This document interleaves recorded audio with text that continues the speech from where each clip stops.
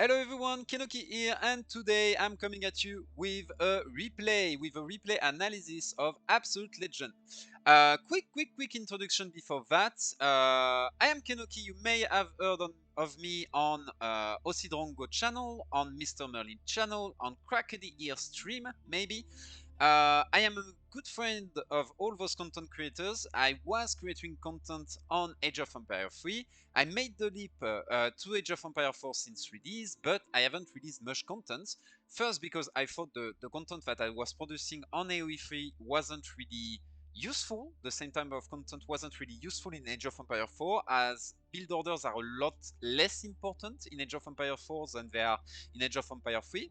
And also, I wanted to see what kind of void, let's say, was going to create itself in terms of content creation. And one of the void that was left, that was created in terms of content, is actually what I'm gonna do right now, which is coaching and trying to work and coach and teach fundamentals about the game, really fundamental understanding, in order to give you all the tools that you need to understand what's going on. So today we are gonna look at Absolute Legend.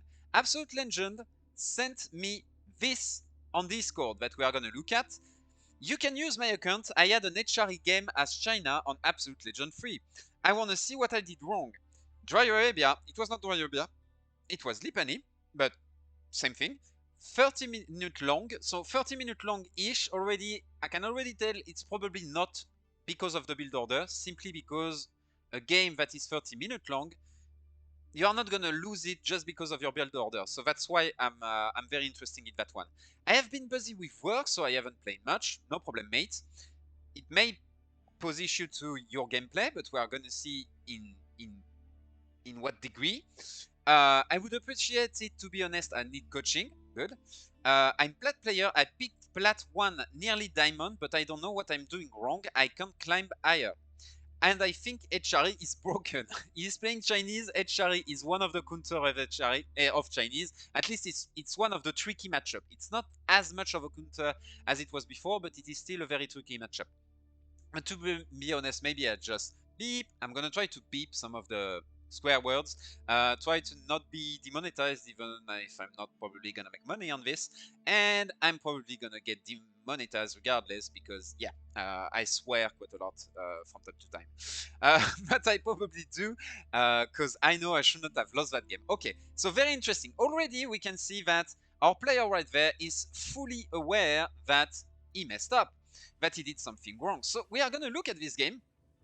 Absolutely, John 3 is going to play the Chinese, while his opponent, the German, is going to play the Holy Roman Empire in orange. Okay, we are going to go into castle mode. There you go. Oof. Yes, I did switch properly the camera views. So there you go. This matchup, Chinese versus HRE. Chinese versus HRE. First of all, you need to understand the matchup overall. The matchup is very simple in many ways. As Chinese, your win condition. What are your win condition? Yours and the one of your opponent. Your win condition as Chinese is gonna be to get too many villagers for your opponent to deal with it. Okay, that's the win condition of the Chinese. Your win condition as a Chari is gonna be to outtake your opponent, to go very fast into a castle age, grab the relics, and from there put pressure on the Chinese player, keep his villager count low thanks to armored unit, knights, men at arms. Okay, that's gonna be the goal. So the HRI player wants to zoom into castle age, while the Chinese player would like to stay a little bit in feudal in order to build his villager count. That's the big difference. That's why Chinese don't really like this matchup. They like their opponent to spend a little bit more time in the feudal age, which HRE doesn't want to do at all. So that's why it's a bit tricky. So we are gonna see how you deal with it. One little thing with your scat, keep your camera on your scat. You just missed 2 ships, which is sad.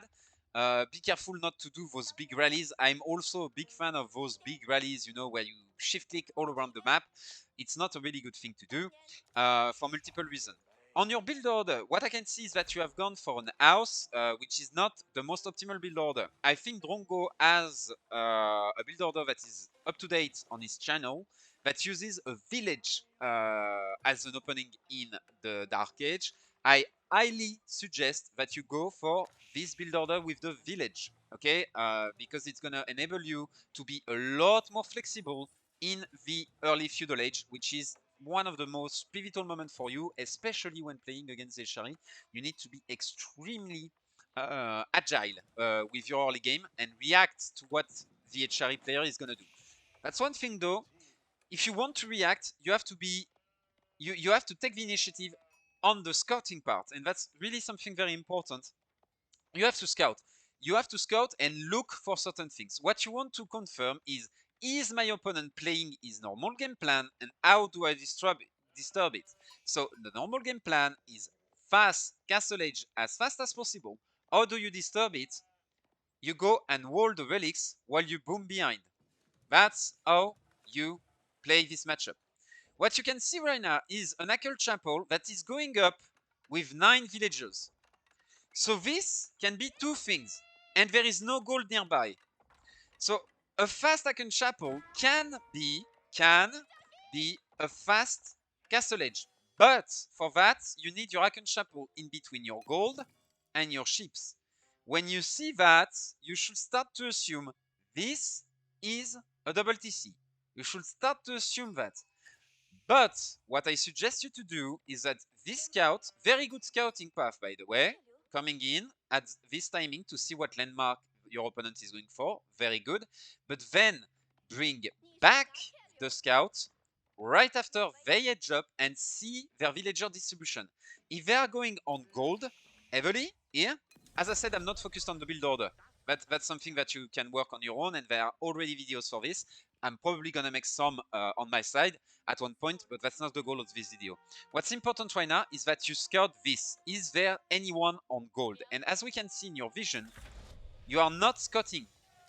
You are not scouting if your opponent is going for a fast castle or not. So right now you are blind. You don't know if he's going for a fast second TC or this is just for farm setup.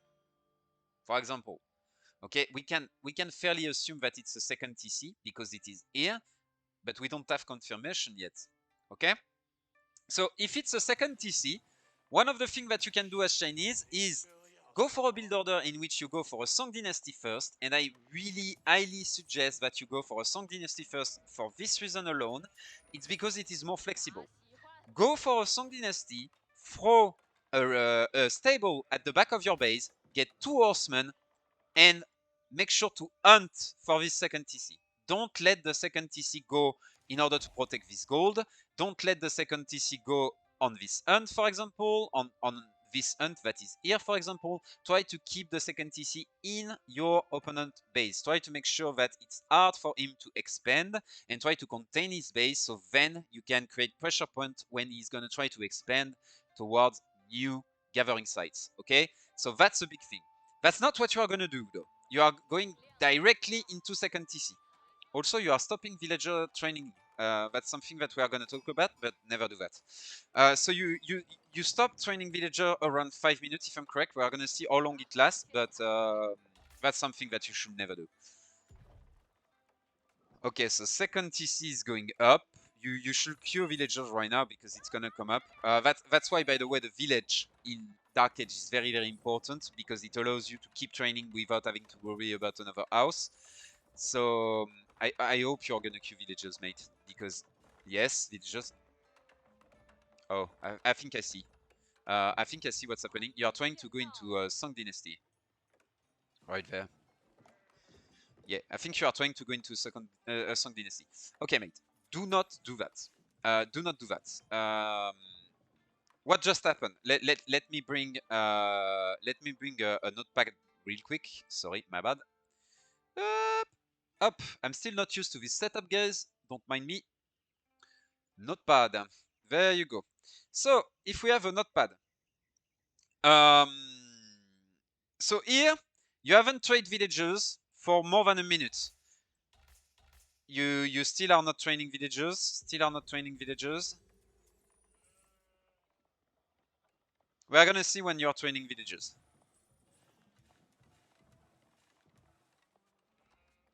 There you go. Villagers are being trained. So for 1 minute 20, no villagers. Okay? What does that mean? You missed 4 villagers because the villagers take 20 seconds to train without Song Dynasty. Okay? So you missed 4 villagers. 1 vill equal 40 res a minute. So what you are missing now is 160 res per minute. Okay? So one of the most important timing in this matchup is around 8:30. Why is 8:30 such an important timing? It's very simple. That's the timing your opponent is going to reach Castle Age. If he is a bit slow. If he is faster, it's more 8 minutes. Okay? But we are going to assume that you are in Platinum. It's going to be 8:30. Okay? 8:30, we are at 6:30. 2 minutes time 160. You just missed on 320 resources. 320 resources just in case that's 2 horsemen and a pikeman, for example. 2 horsemen, a house, something like this. So right now, you basically cut it yourself 2 horsemen from this game. You have 2 less horsemen for this game. But that's not only how it works. It's since every minute you are losing value, one of the other very important timing in this matchup is around the 15th minute. 15 minutes, why? Because that's basically the power spike of the HRE. That's where they peak in a way. That's where everything starts coming online. Really, the relics, everything is finally online. 15 minutes, boom. They start really pushing, really have a punch, okay? Really have some meat behind their aggression. Okay, so 15 minutes minus 6:30, we are around math are difficult, guys. That's 8:30. 8:30 times 160. Yes, you are losing a lot of, of value. Basically, you are almost losing 1600 resources. That's 2 keeps. 2 keeps at 15 minutes. Trust me, when you have a flood of men-at-arms that is coming into your base, 2 keeps, it helps. It really, really, really helps. Another way to say that is a crossbowman is 120 resources. Okay, it's 120 resources. Okay, so then that's more than 10 crossbowmen. That's almost 14 crossbowmen. Just imagine 14 crossbowmen that you just lose because you stopped training villagers. So do not idle your TC. I'm not joking. Do not. Like, I had a website for Age of Empire 3 guides that was literally named No Idle TC. And it's for a reason. You never idle your TC. Never, ever, ever, ever. That's a crime against humanity. So do not do that. It's bad. So yeah, stop doing that, okay? But now more important is that we still don't know what our opponent is doing. We are gonna assume you thought about the second TC. Okay, that's what we are gonna assume. As I said, the correct reaction to second TC as Chinese is to go for a fast Song Dynasty and at the same time go for a stable 2 horsemen and rush for your opponent. And so that way you can try to force the second TC more defensive, or you can try to even deny it. That's not what you did. As you can see, your opponent has a good second TC that is securing 2 gold, securing 1 wood line, a second little wood line, securing berries, next to a hunt, and next to another set of berries. So this TC is really, really good for your opponent. It's also safe, easy to defend, 1, 2 walls, there you go. So that's like the best TC you could have opted for almost. Okay, so your game plan allowed this to happen. You have 2 horsemen into his base, never happens.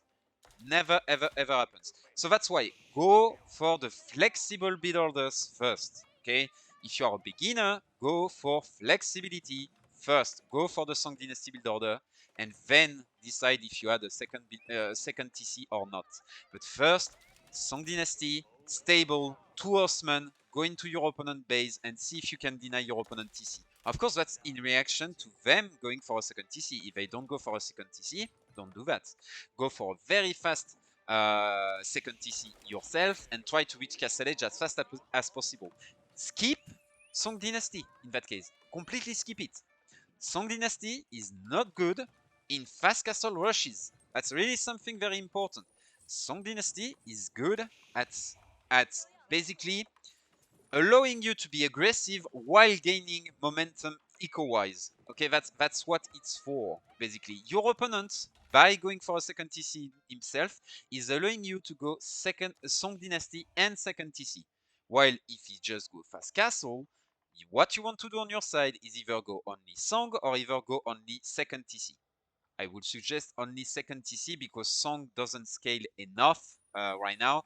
It is not powerful enough, and the Chukunu is not useful in this particular matchup in the Castle Age.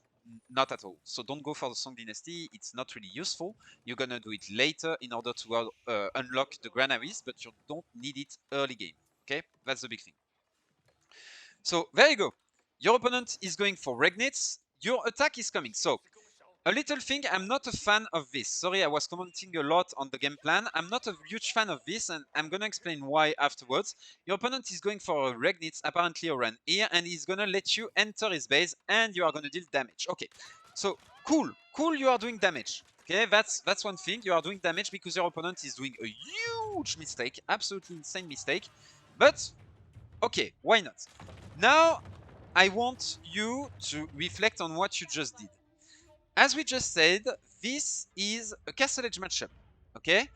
What you have to understand is that if your opponent is good at microing or at just placing a few key walls, if he places a wall here, if he walls here, and here, we are talking 60 wood,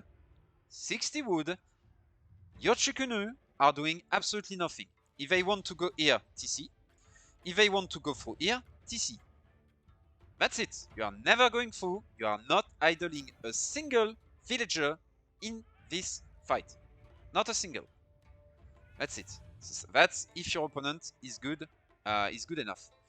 Here he did a mistake. It lets you pass through. The other thing is, and that's the more important thing that I want to point towards, because your opponent doing a mistake is one thing, but next thing that I want to talk about is more important. As we said, the key to this matchup is Castle Age. Okay? What is your opponent gonna try to do? Because what you have to understand is that in this matchup in particular, you are not the one dictating the game plan. Your opponent is the one dictating the initiative in the game at first. Okay? So Castle Age, what is your opponent looking to do? Relics. Okay? What does that mean? If he wants relics, he wants units, fast moving units with armor, aka knights. Why do you want that? Because they are the best unit at taking map control. Okay, that's what your opponent is looking to do. We said win condition of the HRE, relics, and the other one is control Chinese villager count. What do I mean by this? Kill villager. Make sure that the Chinese cannot just boom like crazy. What do you need for this? Fast moving units with armor, aka knights. So your opponent is gonna look to make knights in Castle Age. Knights, and that's it. That's the only thing he's gonna look to do, make knights. Okay, what do you want if your opponent is making knights? And he's gonna make knights fast. That's the thing that is important. What do you want? One of the possibility is knight versus knight. Okay? That's a possibility. Problem is, the HRE, if they grab a second relic, they are outbooming you at this point. They are often gonna edge up before you, and so they have more knights. So this, meh. This is meh. That's not a really good choice, okay? The other choice is Pike or X-Bow. I'm gonna throw both of them in the same pocket. Why? Because both of them need a certain mass in order to truly counter knights. What I mean by this is one pikeman loses versus a knight. Okay?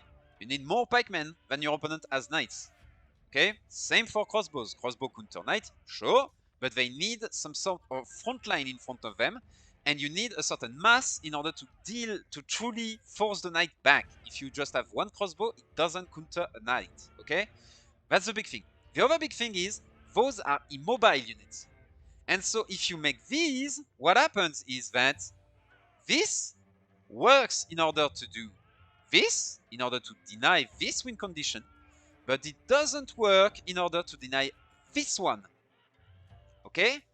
So if you go for this, what you have to do is add walls on key relics.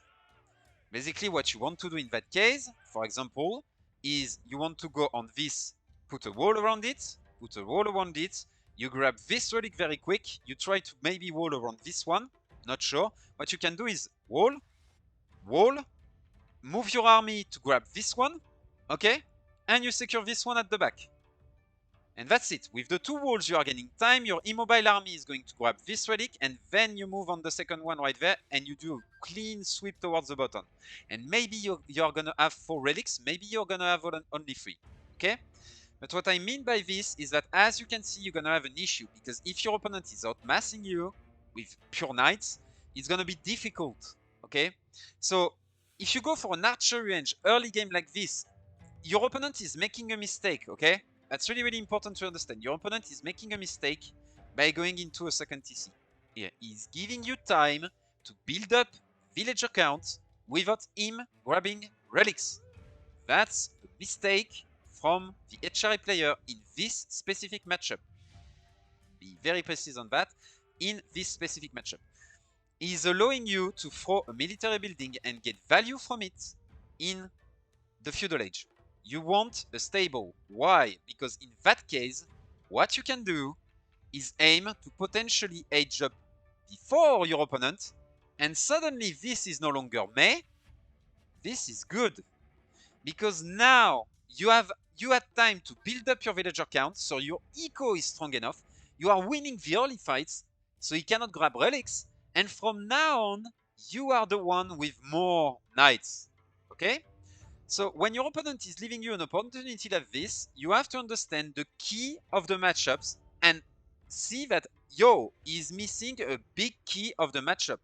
He's letting me build villagers while he's not progressing towards his own goals. So from there, I can try to abuse it, okay? So that's the other possibility.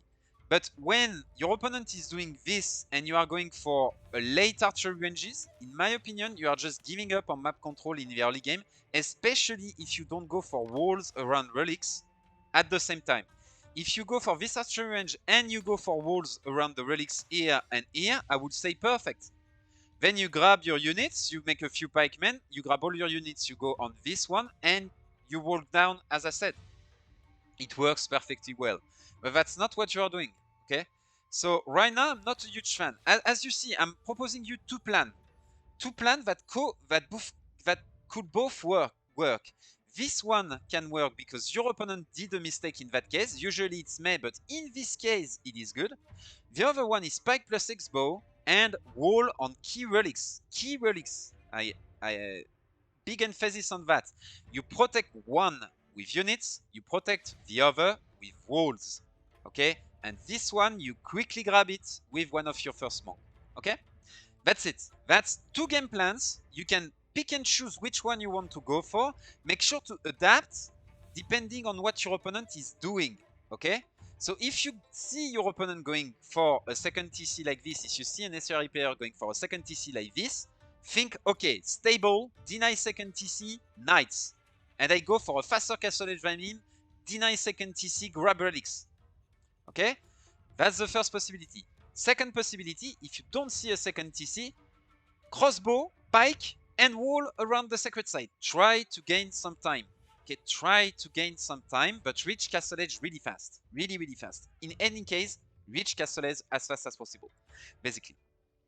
So there you go. That was it for this short analysis, but I hope you understand a little bit better the key of the matchup, because right now, by throwing an archery range like this, you are forcing yourself into a certain composition and you haven't met the requirement in terms of what you have to do on the map in order to make this composition work. You see what I mean? Like right now, what I could say is that you have made an archery range versus an opponent that is very likely to make knights. So you countered yourself, okay? In a way, you countered yourself. Also, one of the things to understand is that if you make crossbows, your opponent can make horsemen. Then what is the counter? Okay, now the counter is pikemen. Yeah, but now your opponent is making men-at-arms and launch connect, so he is exactly where he wants to, and he has spent less resources on less diverse military buildings. Okay, so that's the big thing. So to me, be careful about that. Try to like a single archer range like this without more thinking and without more setup on the map doesn't work in this matchup when the level is gonna rise from your opponent. Okay, try to be either more proactive or like proactive in terms of go for the relics, or try to be faster, more reactive by going faster into knights yourself, in a way. I went on a tangent, but it's really, really important. One thing also that you did is that you sacrificed your Shukenu in order to dive under that Dragnit. You're never gonna cancel that Dragnit. Keep those Shukenu, keep them here, pack them here, and keep doing economic damage. As long as he cannot gather, all of this is useless. So take your time, keep your units alive. As long as your units are not dead, they are useful. If they kill just one villager, but they could have idled 10 villagers, it's better to idle the 10 than to kill one. Okay, that's really, really important on that. So we can see now that you are training some crossbowmen and you are going to go for the top relic right there. Your opponent is going to go for the middle relic, and since you haven't done anything, as I said, your army is not mobile, so your army can be in only one place, and that place is here. Another thing that you did during this little assault is that you lose your scout. Your scout is extremely important in early Castle Age against HRE. Why? You see where the Regnitz is. Park your scout here. What happens is that you can see where are the prelates going. And at that point, all you have to do is take your units and go where the prelate is going and kill him. You follow the prelate around with your scout just long enough for your army to catch up, and then boom, you go and chase the second prelate, and then the third prelate, and then the fourth prelate, etc., etc. You see what I mean? But do not lose your scout in order to like kill two more villagers. It is not worth it. What is worth it is denying the relics long term. That's where the win condition from the HRE is. Okay, so deny those relics. So you get one relic, you are not gonna get this one. Sadly, I think you're not gonna realize. Yeah, you don't realize. So here the goal is to go as fast as possible for this one, because this one you are gonna get for sure, almost. So now you want to go as fast as possible for this one. So you see what I mean with immobile composition? Go for some walls around this and around this. Okay, so that way you can react quicker and you can do this thing.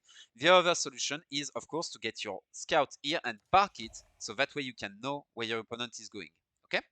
Be careful though, because even if you do that, if your opponent is making knights, what is going to happen is that he has the mobility, he can go catch your prelate, you don't, so you cannot both defend your prelate and catch his. Okay, so that's the entire issue when you don't play a mobile composition. That's why I'm encouraging you, if you go for this composition because you like it, go for walls around the relic to gain those few seconds that is going to allow you to get your armies one spot, next spot, third spot, and that's it. And it's way easier for you, way easier for you. So we can see 2 relics on your side. That's going to be 3 relics on the side of the HRE, because this has been collected already. We can see this guy is here, and you couldn't delay it. Okay.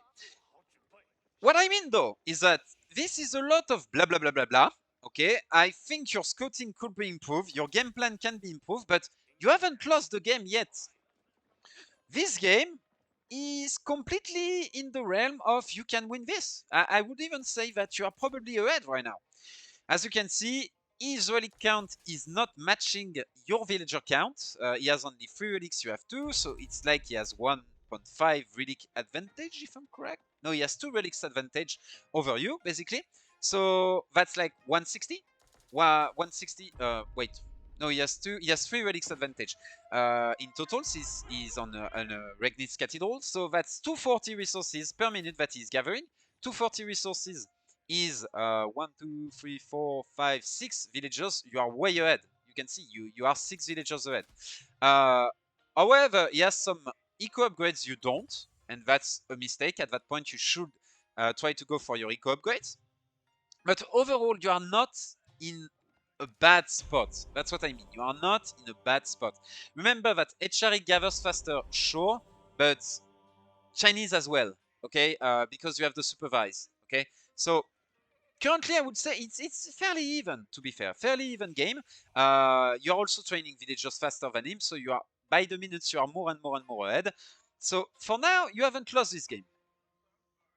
However, I'm seeing something that is a bit of an issue. So as we can see, first of all, you are parking your units in the middle of the map instead of doing something.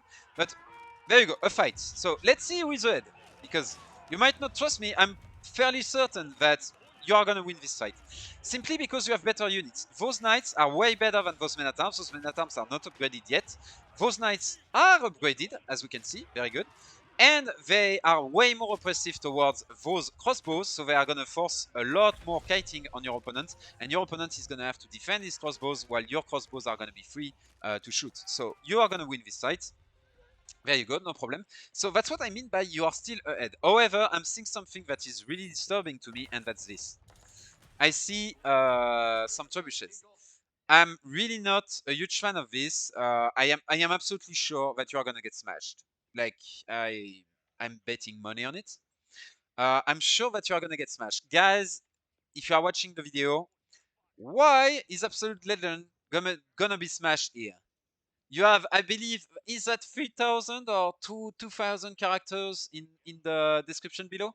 There you go, guys. Why? Why is Absolute Legend gonna get smashed if he goes for this trebuchet play? Tell me. In the comments below. I'm giving you 10 more seconds. It's simple, guys. Very, very simple. I know it's short for 2,000 characters, but you see what I mean. He's investing into stuff that is not good at fighting. His opponent is fully investing into stuff that is good at fighting. We can see that a mangonel is gonna come out. A mango is gonna make all of this obsolete, while those two don't make any of these obsolete. None. None. As long as the HRE player reminds himself that he can... There you go. Emergency repair. There you go. And we have a mangonel. And now, my boy, you are in a world of trouble. Now, don't tell me he's gonna...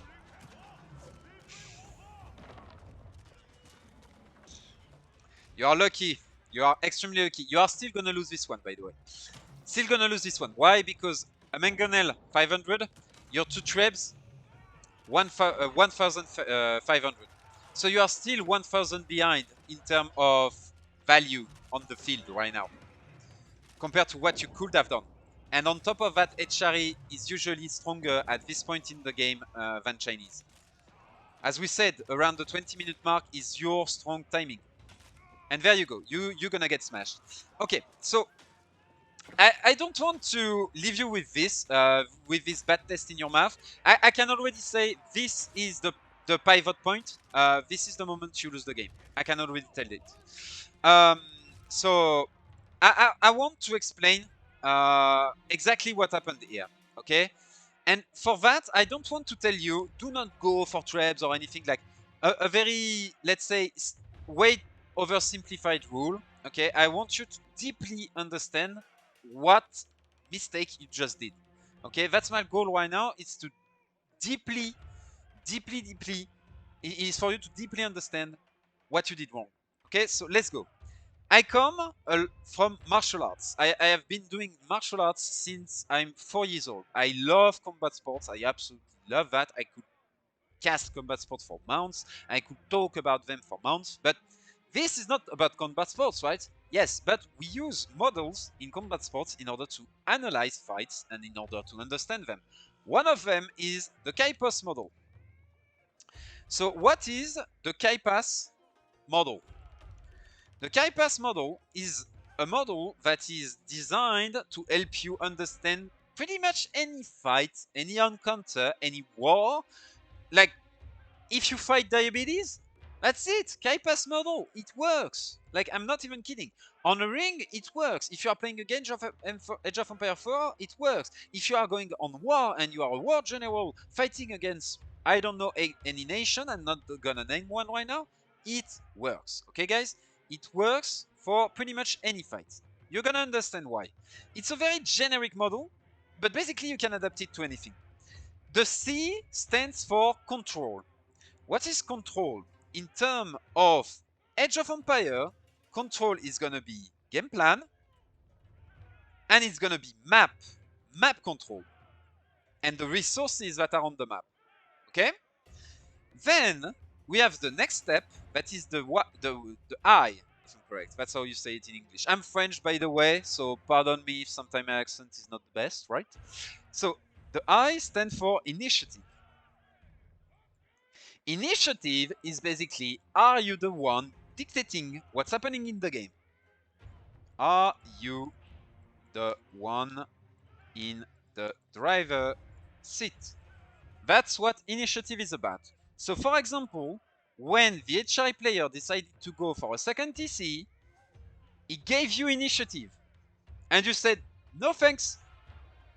When you went for those, or are they called, Shikunu, you said, no, but hey, initiative is mine, right? And your opponent, by letting your Shikunu pass, just said, oh yeah, sure. But you have no reason at that point to have initiative. Okay? That's what I mean by this. Okay? Initiative, are you the one in the driver's seat? Are you the one that can dictate what is gonna happen next in the game? That's what is important here. The P is for, it is for pace. Pace. APM. APM war, my guy. Are you able to click fast? Are you able to use many buttons? Are you able to see all the dots on your map that tells you that villagers are dying? That's why if you even think that you can beat someone like Beastie Cutie, Demuslim, Marine Lord, Wham, Puppy Paw, Kasva, Crackety here, I can keep going on and on and on and on and on. They're gonna utterly smash you. Why? Because pace. If they want, they drag the fight into pace, and you are not good enough. Unless you are one of them, of course. That's the thing. So APM war. The other thing about pace is production. Do you have enough production in order to spend your resources? Because that's one thing, to have resources, you need enough production in order to spend it fast enough to keep up. Otherwise, you are not going to be able to keep up in terms of pacing. Okay? So this is down to APM / multitasking and production. That's really, really important to understand. Production. Okay? Then the A stands for attrition. Okay, so what is important here is that what you have to understand is that control, initiative, pace, at no points at all did I mention doing damage. Because through those first 3 steps, we are not doing damage. We are not. What we are trying to do in those 3 steps is to control how the game is going. Okay? It is to control how the game is going. It is to basically be in the driver's seat plus, because the game is going where you want to, at the pace you want to. Okay? That's what you have to understand. Now we are starting to think about dealing damage and killing our opponent. Okay? And that's where the attrition comes in. Attrition is eco damage.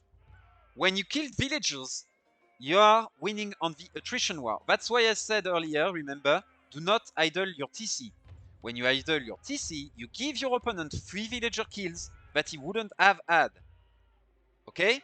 So do not idle your TC because you are doing eco damage to yourself, and that's a direct way to lose the game. I'm really not kidding.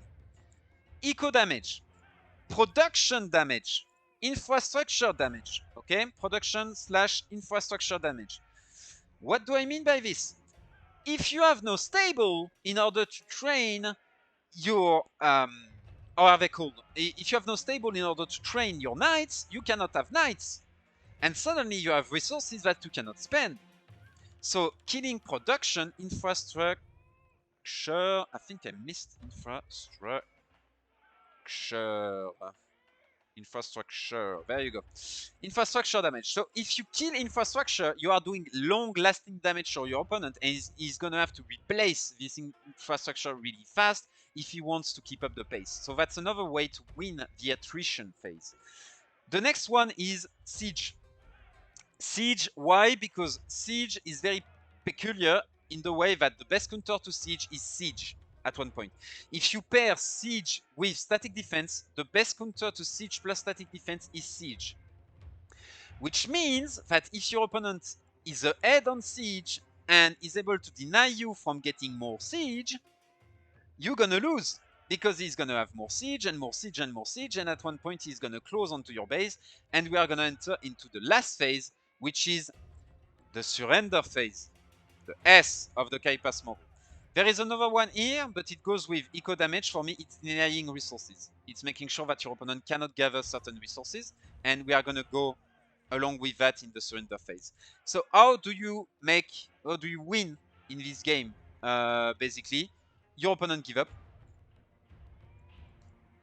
up, he rage quits. There you go. So that's why, for example, a very good Wallow on 30 villagers is a move, because your opponent doesn't want to play the game after this. I'm barely kidding when I say that. Of course, so there is your opponent gives up. The next one is Landmark Snipe. Remember what I said about Siege? Landmark Snipes, Siege. Landmark Snipes happen when you can bring Siege damage close enough to your opponent landmarks and kill them. And for that, usually you need to win the Siege War. So that's why I'm putting Siege into attrition. There is no other unit that is into attrition, as you can see. Why? Because no other units really matter. What I mean is that, like, the other units are just here to force your opponent to spend resources and to see if he's keeping up on pace. But you can kill 15 times the amount of units if your opponent is still able to keep up because he has infinite resources thanks to his trade and his farms. It doesn't matter. Okay? Ultimately, it doesn't matter unless you are building a bank and then you are able to do something with that bank. Okay? But if you are just killing units for the sake of killing units, it doesn't do anything. So really, really important to understand. Landmark Snipes. The other one, once again, it goes with the siege as well. It is, how are they called? Sacred Site. Okay, that's the last one. I'm not gonna put Wonder here, but basically Wonder are exactly the same as Landmark Snipe. It is just that it reverts the position. Okay, but it is still a siege war. Okay. Another way that I'm gonna put here, your opponent gives up / starves. What I mean by starves to death, he has no resources. So when I said economic damage and denying access to resources, denying access to res, that's what I mean. You can starve your opponent to death and force him to surrender, basically. Okay, so now that we understand the Kaipass model really quick, okay, very, very quickly, and how it applies into AoE4. This is gonna be a long video, by the way, I'm sorry, but hey, let's go. How do you navigate the Kaipass model? You navigate it from top to bottom. What I mean by this is that when you are into a game, first, you want to establish control. You want to have a game plan, see if your opponent is following your game plan, and try to take control of the map. Take control of the game plan that is going on and take control of the map. Initiative is something a bit peculiar in Age of Empires 4 because you cannot choose if you have initiative or not. What I mean by this is that certain civs have initiative in specific timings. For example, the French, as soon as they age up to feudal, they have the initiative. Period. That's it. They have the initiative as soon as they hit feudal. Why? Because they can train knights and you cannot. So they have the initiative. If we go into the Dark Age, English with men at arms can have initiative. Mongols, Winter Rush and double production have initiative. Ottomans with auto production from the military schools have initiative. Okay? You don't. So that's a thing, initiative, that is very dependent on matchups, okay?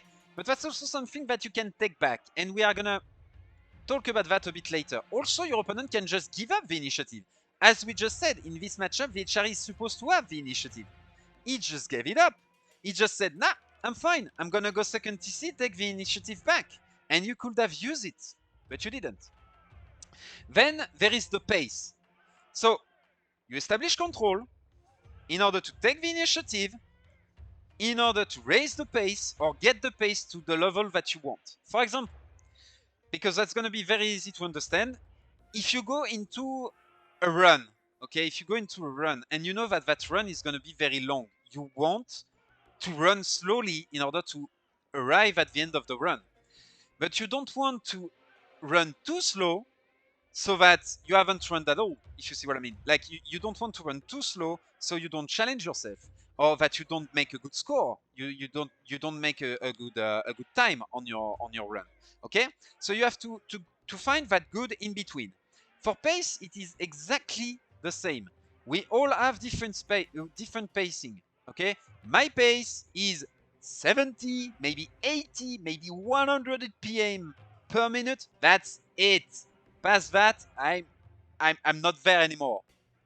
Kenoki, 404 not found. Okay, so I want slow games, and I'm pretty sure that most of you want to bring the pace down. As we could see in this game, your army was parked here for a long time, which means that you are not really good at dictating the pace and at forcing the pace on your opponent. I think you are quite overwhelmed, and we are all, especially if you come back from work apparently and you are not playing that much, that's a big issue when you do big breaks, is that the pace at which you can play is drastically lower than what you are used to. So pace is about setting, as I said, the pace as high as possible, but while still being comfortable for yourself. Okay, so we are gonna see some methods that allow you to raise the pace while not having to suffer yourself just after. Then you move into attrition, and then you move into surrender. I really want to make that clear. You go from top to bottom and not the opposite. What happens if you are not the one winning, but the one losing? You want to work from bottom to top. So what I mean by this is that in order to set up attrition, your opponent needs to control the pace, he needs to control the initiative, he needs to control the game plan, okay? What you can do, for example, if your opponent is starting to go into attrition yourself. Try to go into his base with some knights and raise up the pace to a level he's not comfortable. Suddenly he's gonna stop his attrition in order to respond to your attrition. So then you retake. So then he's no longer into attrition. He goes back to pace. Are you able to out multitask him? If you are able to, then you go into initiative. And if you regain the initiative, then you can retake control of the game plan, of the map, etc., etc. But you see that when you win, you go from top to bottom. When you lose, you go from bottom to top. If your opponent is at the pace level, you have to break his pace. If your opponent wants to go fast, you have to make it so you can play slow. That means putting wall, that means putting towers, okay? That's how you break the pace of your opponent. So that way he cannot raise the pace to a level in which you are not comfortable yourself. And that way you can keep the initiative where you want it to be. Okay, that's really, really, really, really important. I need to stop looking at this thing and look here. But yeah, there you go. Okay, so top to bottom if you win, bottom to top if you lose. What have you done wrong in this game, you may ask? Control. Have you established control? You have control of the map before that fight, okay? Your army is here, so you have control of the map. However, is there any form of static defense? Do we see a tower? Do we see a keep? The answer is no. There is none. So your control of the map is very frail and is dependent on your ability to use this army properly. What does that mean? It means that at no point you can lose the initiative and that at no point you can lose the pace. Your control is very, very frail. Okay? Then, next step, initiative. Do you have the initiative? Yes. Yes, you do. You just won a fight, you have full control of the map. Sure, you have the initiative. No problem. Okay, at that point, at least you have the initiative. Pace. Are you ready for a pace war? Are you trying to raise the pace to an uncomfortable level for your opponent? And that's where I think the answer is no. And why? First of all, you never used any of your knights in order to try to harass the villagers that are here, that are here, that are behind, that are on this wood line. Okay? So you are not raising the pace by raiding your opponent. Be aware that it is a lot more taxing for your opponent to respond than it is for you to raid. Why? Because when you raid, you deal damage. When your opponent doesn't, when he responds, he doesn't deal damage. That's the big difference. Okay, so raid. You take 2 knights. Honestly, it's 2 clicks. Even I can do it, so you can for sure. As I said, I'm a freaking potato when it comes to APM. I am bad, but it's really not that hard to take 2 knights. Shift click, boom, into your opponent wood line. There you go. Maybe you killed 5 vills. You do the same on the other side of the map. You make it so they arrive at the same time. Boom! You are making 10 vill. 5 vill kills, easy peasy. At this level, probably 10. No problem. I'm sure of it. Okay? So that's another thing that you can do to raise the pace. The other thing is, if we count the number of military buildings. 1, 2, 3, 4, 5, 6. Okay? On your opponent's side. 1, 2, 3, 4, 5, 6. 6 on both sides. So you are pretty much equal, and you have the astronomical clock tower. So basically, on that point, on production, at least, you are pretty much okay. One of the things, though, is that as we can see, you don't have the APM in order to spend your resources. So right now, the game is going too fast for you. Get some walls, take your time, take map control, launch some little raids with 1 or 2 knights left and right in order to keep your opponent busy, okay? And do what you have to do first. Right now, what you are trying to do is basically your pace is non-existent, your initiative you have some, control it is very frail, and you are trying to go directly into attrition, into damage, into big damage with traps. Okay? Here is the thing. If you have done any boxing in your life, you don't throw a rear punch like this fully open when your opponent is ready for it.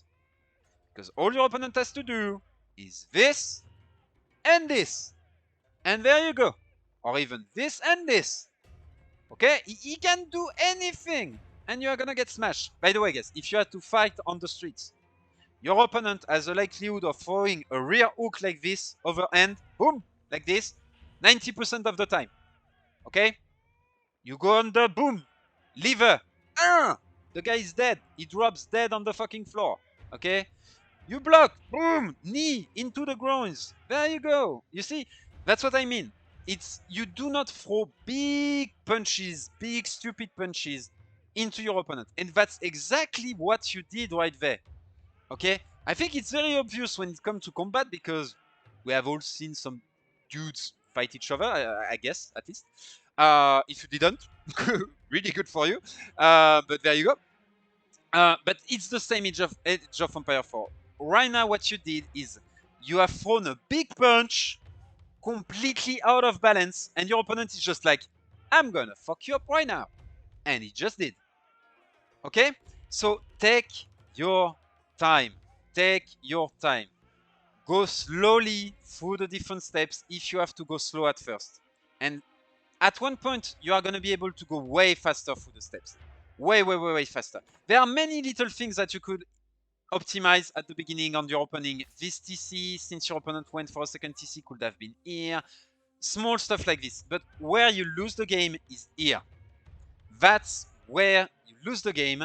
And that's why. That's why. Because you skipped those 3 steps in order to go directly into attrition. And you got smashed, my boy. You got smashed. By the way, all of this process doesn't have to be slow. You are playing French. You reach feudal age. You train 2 knights. You go directly into 2 sides of your opponent's base. You get their +1 melee attack. And both of your knights kill 1 villager each. That's it. We are at 5 minutes 30 into the game. You had good control with a good game plan and good map control. You took the initiative. You are forcing your opponent to multitask on two fronts and to react to your attacks on two fronts. You have enough production to spend all of your resources, and you are already doing eco damage. 5 minutes 30 into the game, you are already starting to win. And that's why French is so good for beginners, okay? Because it is so easy to walk through the model. It is so easy to go through the steps, at least at first. But then, when you play Civilization that forces you into this mid-game, the mid-game is very different, okay?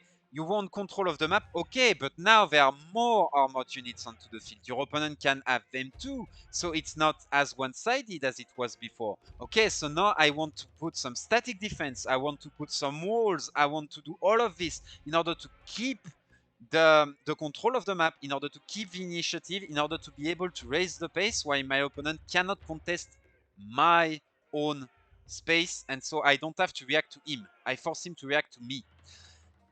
That's what it is about. And when you play a Civ like Chinese that is slower, you really have to take your time through those steps, okay? So, what in this case, what does that mean? That means, okay, wall here, wall in between here. You control this position with your army if you want to. You can wall here. You can wall below here, okay? And that's it. What you have done here is that in that case, let me get that real quick. To give you an idea, look at the minimap. You've walled here, here, here, right there, and there. There you go. So you can see that the only way your opponent can come in is by this way, okay? So now all you need to do is have your army here, and that's it. And nothing stops you from getting a small palisade wall at the front, okay? Absolutely nothing stops you from doing that. You get a small palisade wall at the front, and that way you can also control the front. That's it. You are all winners. And now you are in full control of the map, of the corner of the map that you want. Your economy is safe. You denied one of the win conditions of your opponent. Remember, what are the win conditions of your opponent? Control Chinese village account. If your opponent cannot kill your villagers, you are already winning as Chinese, okay? So walling is important. Before thinking of moving out and trying to kill your opponent, secure your own eco. That's really, really important. I'm not saying don't do anything into feudal age. I think your pressure into feudal age was nice. It wasn't the best. I would have preferred some horsemen earlier, as I said. But you have, when you go into Castle Age, you have to secure your eco, because now knights exist. And versus knights, as Chinese, you need walls. You need them. I really like big emphasis on this. Okay, guys? So walls, and then start pushing out with some keeps. Throw keeps here, for example, next to this stone mine. You can throw a keep here, next to the stone mine, behind the wood line, so it makes it a little bit awkward for your opponent. You keep here, like for example, you are denying the berries, you have the stone mine at the back, securing this. Very good.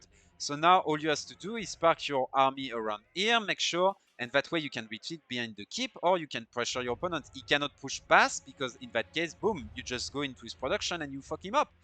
You see what I mean? But if you don't have a keep, you cannot do that. So get a keep here, get a second keep here, take your time. Get some keeps, get some tower, gain control of the map. Let your opponent try to attack you into a position that is favorable for you. And once you are fully sure that you have control of the map with static defense, once you are fully sure that you have the initiative because your opponent just suicided his army under your keep, and where you are fully sure that you are controlling the pace because you are raiding into his base with 2 knights while he is trying to push you at the front and he is losing, at that point, go for your trebs. Go for your trebs and enter attrition. Go for your trebs and enter attrition. At that point, go for triple trebs. Boom! That's Siege Workshop.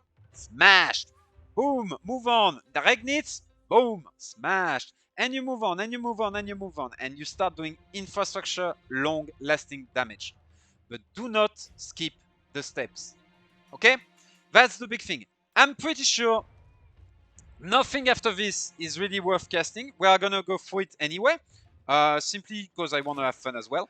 But your opponent is gonna slowly retake control of the map. He's gonna retake the initiative, and he's gonna start being able to raise the pace. And I'm pretty sure, since you are maybe not gonna wall, that you are not gonna like it at all. Because one of the things is Chinese cannot, I repeat, nobody actually can keep up with HRE if they don't wall. If you don't have stone walls and your opponent has HRE can just swarm men at arms all around your base, you are going to lose no matter what sieve you are playing, no matter what units you are making, you are going to lose. Okay, you need something to stop the men at arms from moving forward and start killing them. If you don't have walls, you are never gonna do it. And Chinese in particular don't have a really good front line, since their palace guards have less armor, have less melee armor than other type of men at arms, so they die quite fast, especially in Castle Age. So you have no frontline in Castle Age. You need walls versus the HRE. It's really, really important. I'm gonna take a sip.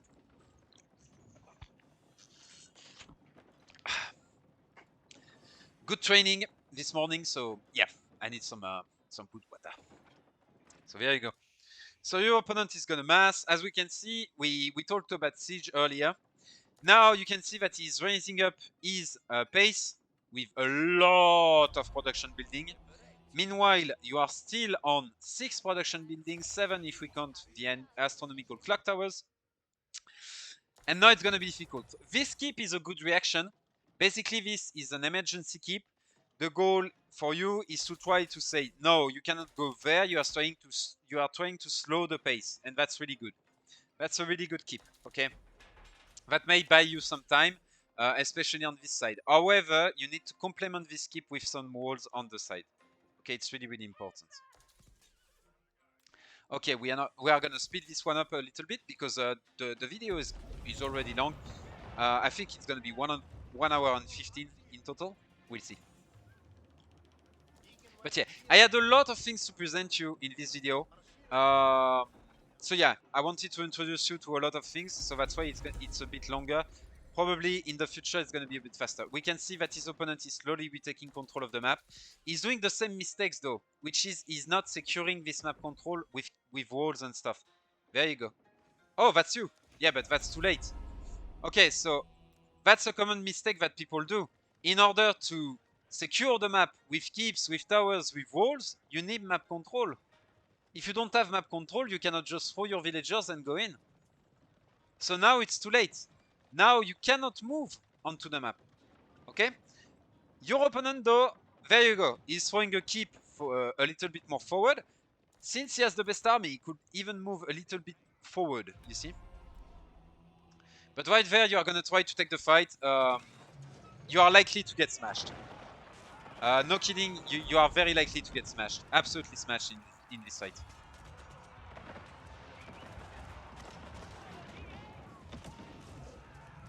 So once again, a lot of miss micro on the HRS side. We can see that he's trying to circle around to get to your mangonels. He is not, you are trying to do that, so very good thing. But he's not protecting them very well. He's gonna lose them, but here is the thing. As we just said, the guy has like 10 freaking racks, so he's gonna outproduce you up to the wazoo. Now he can push into you. You have no walls, you have no static defense here. Those traps are absolutely worthless still, and you are gonna lose this game. We can see that behind this is going into Imperial, which means he has not even activated his full production. Imagine, he could have had twice the amount of army there, okay? And he's smashing you, utterly smashing you guys, okay? So once again, at that point, you cannot move onto the map. Play with your keeps. Play with your keeps. You are behind. When you are behind, don't try to fight on the map. Don't try to fight a war of pace. Take your time. Stand under your keep. Wait for your opponent to come in. You cannot force the initiative on your opponent. You cannot. First, you have to retake the pace. Okay? That's really, really important. Are you retaking the pace right now? No, so you cannot force the initiative. Right there, once again, you are trying to force the initiative. You cannot. You first need to control the pace of the game. Okay? If your opponent has the initiative, you need to attack his initiative first. Right now, you are trying to say, no, no, no, hey, look, mate, I can do what I want. Nah, he's just gonna say no. Okay? He's just gonna say no. You first need to make sure you break his initiative, and then you can start doing things on your own. Okay? So once again, if we go through this, first break his initiative by raising the pace, and then you can start doing things on your own and retake initiative. Okay? Or break initiative by baiting him into fighting under your keep, and then smash him. Okay? But here, basically, you are just wasting more money. This is wasting money, by the way. Those guys are not gathering, so you are wasting money. Also, that keep wasn't cancelled, so you just lose a lot of money. You are going to Imperial yourself as a follow-up. That's good. You have to at this point. Sacred Side Victory is approaching. So what you're gonna need in versus Sacred Side Victory, as you can see, guys, I told you before, you need walls, and that's why. Okay, guys, you need walls versus HRE because men-at-arms are too tanky for their cost. So if you do not block them in any way, they are just gonna do this. Okay, and you may say, yeah, but he's losing men-at-arms. Yes, but who is losing more resources right now? It is you, because all of these villagers are not gathering, they are repairing a keep, so spending resources, and meanwhile him is just swabbing and he's just remassing behind. Remember what I said earlier? Infrastructure, losing units versus losing infrastructure. Losing infrastructure is way more important. It is way more critical to you. If he's throwing unit but he's doing damage to your infrastructure, as a result, he's winning. And you can see now you don't have your keep at the front, and now he can just march in. Like really, he can just march in at this point. He just needs to activate his production. Mate, you have 10 stables, just press the fucking button, you shift click and suddenly you have like 60 men-at-arms. Okay? On your side right now, what can you do? Like, you could do a lot of things, but you could do certain things, but it's gonna be extremely difficult.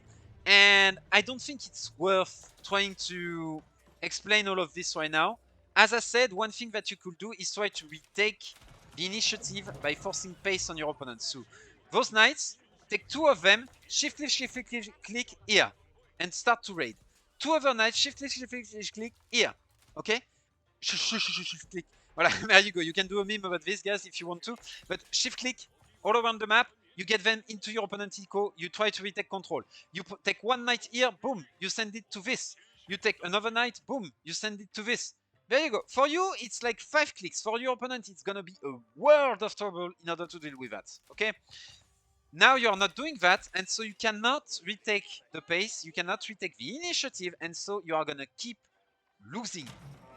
Like right now, you're gonna keep losing. As long as you wait into your base for your death, you're gonna keep losing.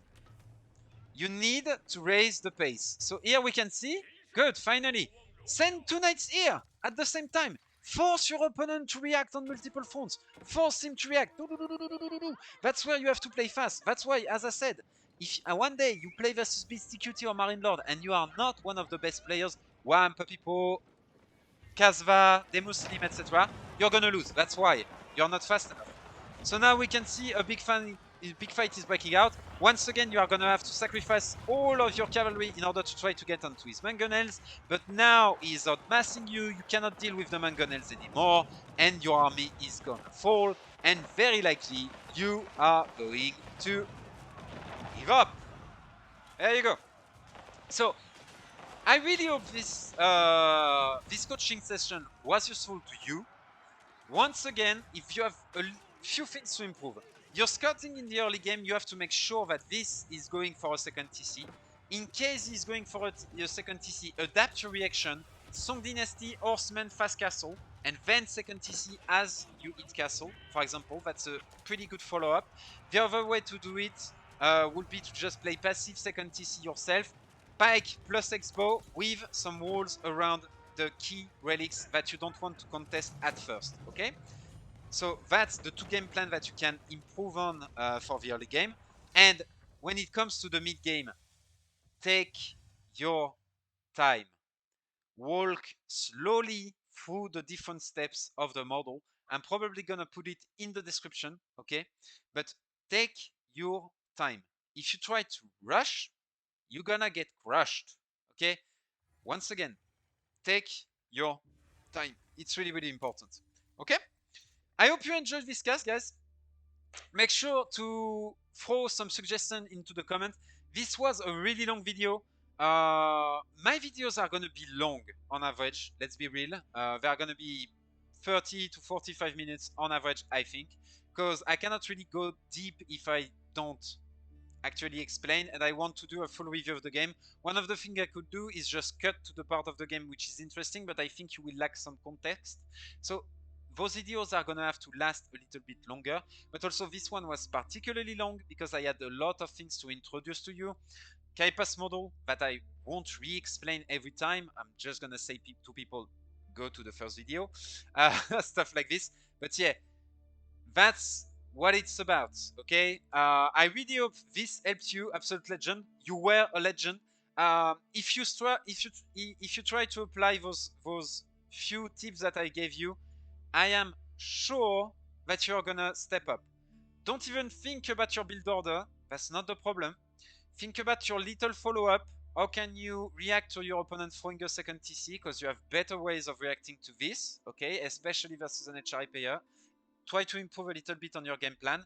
But the big thing is to improve on your mid game. Walk slowly through the steps. You are playing Chinese. Be patient. Be patient. If you try to force some big strikes, you're gonna get countered. You really have to think that like Chinese is like a very big boat. What I mean is that if that big boat is going straight towards the dock and it doesn't stop, the dock is gonna get absolutely smashed. But here is the thing: if he's slightly next to the dock, or if the dock is able to move just a little bit, the big boat will never be able to turn in order to strike the dock, you know? Like that's what it is about. So it's the same here. You have to think that you are like a big machine that wants to roll forward as Chinese, okay? If you are not able to roll forward because you don't have good footing, if you don't have good map control with keeps, with tower, with stone walls on the side, you cannot push confidently with a slow moving army in the middle of the map. It's not gonna work. So take your time, get some walls, get some keeps, take real map control, make sure that you have initiative. In order to cover all of this, throw some raids with your knights at the back of your opponent base while you are doing all this walling, all this castling, all this towering up of the map. You're gonna be Gucci, mate. Gucci. There you go, guys. I'm gonna see you next time. I hope you enjoyed this video. It was way too long, but I think it was worth it. Make sure to subscribe, like the video, comment. If you want me to analyze one of your gameplay, description below, not description below, you can go in the comment section below. All I want is your account, what the matchup was, what the duration of the game was, and if you have a salty comment to make on your opponent, on his strategies or his civilization, it's gonna make for good content. And make sure that the more salty it is, the more I'm gonna pick on you. So there you go. I hope you had fun, guys. See you next time. And yeah, for the same kind or different kind of content. Bye bye.